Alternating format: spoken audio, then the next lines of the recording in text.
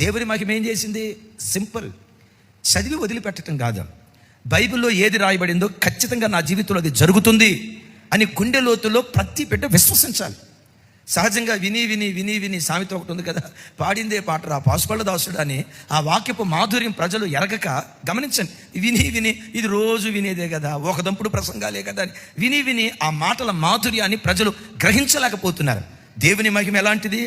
ఎండిపోయిన కర్రను అహరోను తీసుకొచ్చి దేవుని మందిరంలో వేశాడు. తెల్లారింది, ఈ కర్ర ఏమైందా అని చూస్తే ఆ కర్ర పచ్చటి చెట్టులాగా మారిపోయింది. అది ఏ చెట్టు? మన ఇంటి పక్కన ఉన్న యాప చెట్టు కాదు, మామిడి చెట్టు కాదు, సపోటా చెట్టు కాదు, సీతాఫలపు చెట్టు కాదు. ఏ చెట్టు అయిందో తెలుసా? బాదం చెట్టు అయింది. అంటే దేవుని మహిమ ఏం చేస్తుంది?